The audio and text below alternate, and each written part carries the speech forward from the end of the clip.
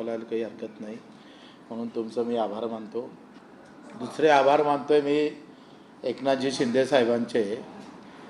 खरं तर जेव्हा त्यांनी सत्तांतर केलं तेव्हा मी एक राजकीय भूमिका घेतली, त्याच्यामुळे मी बदनाम पण खूप झालो होतो. आणि त्या सगळ्या राजकीय भूमिकेमुळे दिव्यांग मंत्रालय मला भेटलं, म्हणजे महाराष्ट्राला भेटलं, देशातलं पहिलं दिव्यांग मंत्रालय. कदाचित मला मंत्रिपद घेता आलं असतं, पण मी ते टाळलं. दिव्यांग मंत्रालय भेटलं, आपल्याला सर्व काही भेटलं असं समजून आम्ही पुन्हा कामाला लागलो. आणि मग नंतर आंदोलन झालं कर्जमाफीच्या. मुख्यमंत्र्याच्या देवाभाऊच्या बैठकीमध्ये एकनाथ शिंदे साहेबांची भूमिका अतिशय महत्त्वाची आणि चांगली राहिली. विशेष भूमिकेमुळे आज कर्जमाफी घोषणा झाली. आणि त्या याच्यातूनच मला असं वाटतं का घोषणेतूनच आम्हाला त्या आंदोलनाला यश पण भेटलेलं आहे. त्याच्यातही शिंदे साहेबांची मोठी एकंदरीत त्यांची भूमिका महत्त्वाची राहिली आहे. एक शब्दाचा पक्का माणूस म्हणून शिंदे साहेबाकडे पाहिलं जातं. मला वाटत नव्हतं दिव्यांग मंत्रालय निर्माण करेन म्हणून. आणि त्याच्यापूर्वी आम्ही 10 ते 15 आंदोलन केले होते. 15 आंदोलनात पहिली मागणी दिव्यांग मंत्रालय होती, पण ते झाली नव्हती. पण देशात कुठं दिव्यांग मंत्रालय नाही, इथं कसं होईल, मला त्या आश्चर्याचा झटकाच होता. आणि माझं मंत्रिपद गेलं, म्हणजे मी उद्धव साहेबाकडे मंत्री होतोय आणि शिंदे साहेबाकडे मी आमदार राहिलो, आणि त्याच्याकडे राहिलो म्हणून मग अधिक पुन्हा आम्ही विधानसभेत पडलो. पण माझ्याकडे येणारा मतदार मुस्लिम बौद्ध बांधव किंवा दलित बांधव असं होता. बच्चू कडू BJP सोबत गेला म्हणून त्याचाही झटका बसला.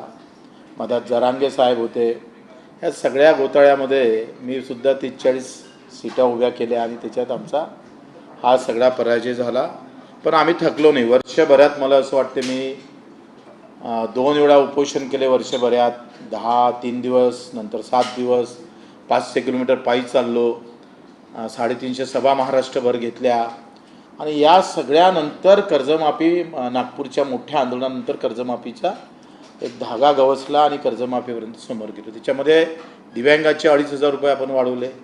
600 रुपयाच्या महिन्याची लढाई बच्चू कडू आणि आमच्या दिव्यांग बांधवाच्या ताकदीमुळं ती 2,500पर्यंत नेली.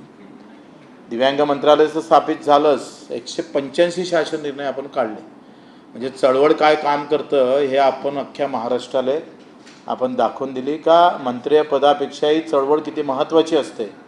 आणि त्याच्यातून आपण 182 शासन निर्णय काढले.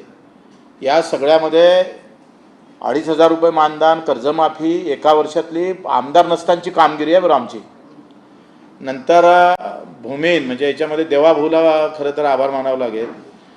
त्यांनी भूमीहीन लोकांसाठी आमची मागणी होती का अपघात विमा लागू करा. जसं शेतकऱ्याला अपघात विमा आहे तसा शेतमजुरांना पण तो लागू झाला पाहिजे. त्याचाही शासन निर्णय निघाला. आणि घरकुलासाठी पुन्हा शिंदे साहेबांनी मदत केली आणि 50,000 रुपये ग्रामीण भागातल्या घरकुलांसाठी सुद्धा वाढीव आले. ग्रामपंचायत कर्मचाऱ्यांना विनाअट पगार देणं भेटणं सुरू झाले, जे शेवटच्या घटकातले आहे. एकंदरीत या सगळ्या लढाईमध्ये आम्ही एका वर्षात काय काय घेतलं तर एकूण 40 ते 45,000 कोटीचं बजेट मी सांगतोय आमच्या आंदोलनामुळं सरकारले शेतकरी मजुरासाठी वळवावं लागलं. हे आमच्यासाठी मोठं यश आहे.